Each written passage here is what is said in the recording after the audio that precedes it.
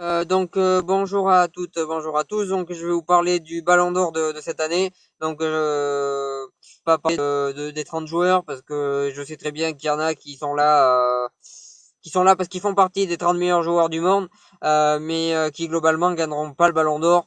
Donc voilà, je vais dire pour moi les favoris. Et personnellement, j'ai quatre favoris, donc je vais vous donner les noms et je vais vous faire les explications pourquoi que pour moi ils sont favoris. Donc le favori que je pense qui est prétendant au Ballon d'Or dans les quatre, donc y a pas d'ordre, il y a rien du tout, mais je donne les noms un peu comme ça. Donc le premier ça va être Suarez, Luis Suarez, donc qui a fait une énorme saison avec le Barça, qui enchaînait but sur but, qui pour moi est le meilleur numéro 9 du monde. Alors attention, quand je dis 9, je répète que pour moi Messi et Ronaldo sont pas des vrais numéro 9 et pour moi c'est pas des vrais numéro 9. Donc un vrai numéro 9 c'est quelqu'un qui joue vraiment d'attaquant et qui a vraiment les qualités pour et pas d'autres qui va pas sur les côtés ou quoi comme Messi ou Ronaldo. Donc pour moi le vrai le attaquant de pointe c'est Suarez. Il a des performances énormes, c'est lui qui a marqué le plus de buts en Europe la saison dernière. Donc voilà, ça prouve vraiment que c'est un très très buteur, qui mérite, je sais pas s'il mérite d'être Ballon d'Or, mais en tout cas il mérite d'être dans les 5 meilleurs joueurs du monde cette année.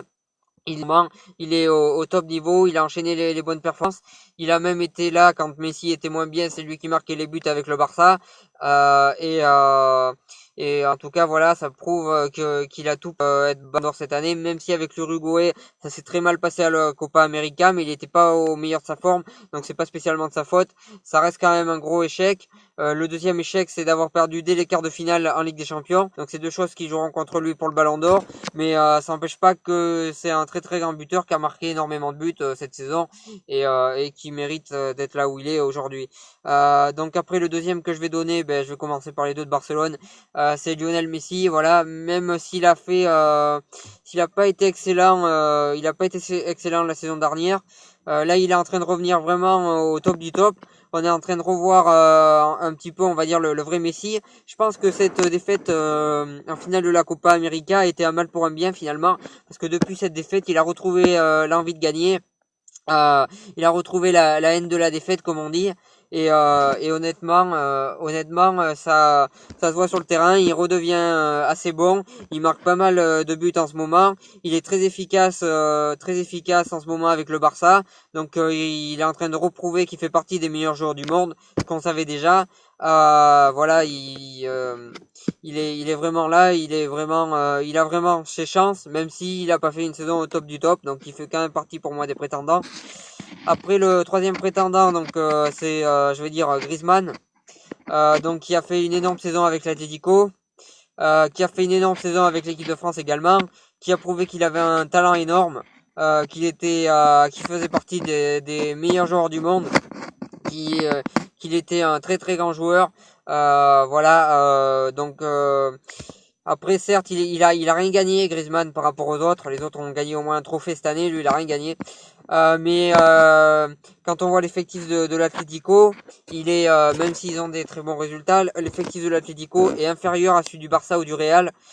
Donc c'est pas forcément évident de gagner des trophées avec l'Atlético, surtout quand on a comme rival le Barça et le Real. Donc donc c'était pas évident pour lui de gagner des trophées cette année. Donc il est dans une très très bonne équipe. Il s'impose comme un top joueur de l'équipe. Donc le meilleur joueur de l'Atlético c'est lui clairement. Donc il a toutes ses chances d'être Ballon d'Or. Il a fait un énorme Euro, même si malheureusement en finale ça a pas souri de son côté. En tout cas il a fait vraiment un énorme Euro. Il a prouvé qu'il faisait partie des meilleurs joueurs du monde. Il a tout pour gagner ce ballon d'or. Je lui souhaite à lui, voilà, franchement, voilà, pour moi, je lui souhaite, moi, si je dois donner un ballon d'or cette année, je le donnerai à Griezmann sans hésitation, parce qu'il a vraiment fait une saison énorme, et que le ballon d'or, je répète, reste un titre personnel, reste un titre personnel qu'on donne à une personne et pas à un collectif. Donc si on le donne qu'à une personne au vu de cette saison, c'est Griezmann qui pour moi a fait la meilleure saison.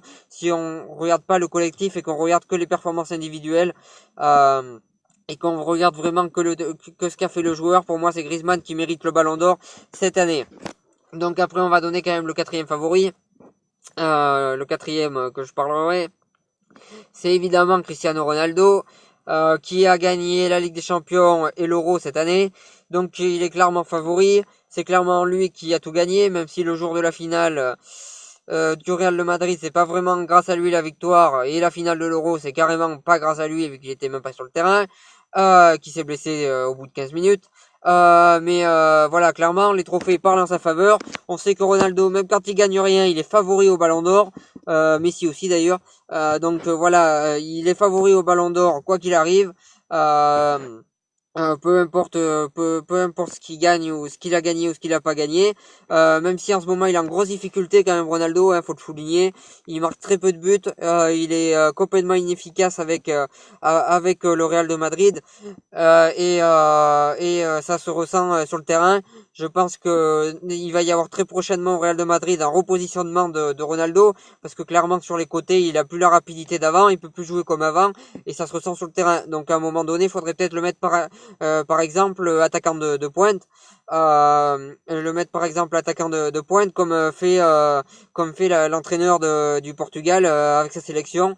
Voilà, parce que ça s'adapte plus à son jeu actuel. Alors je dis pas qu'il faut pas mettre d'autres attaquants à ses côtés, je dis pas qu'il faut pas mettre Benzema ou Morata. Moi, je pense que l'association Morata-Ronaldo en attaque du Real de Madrid serait très bonne, serait une très bonne idée, et permettrait à Ronaldo de souffler un peu. Morata, il peut faire les efforts à côté, et Ronaldo un attaquant de pointe sur sa fin de carrière, je pense que ça serait très bien, et ça serait un poste qui lui correspondrait pour l'avenir.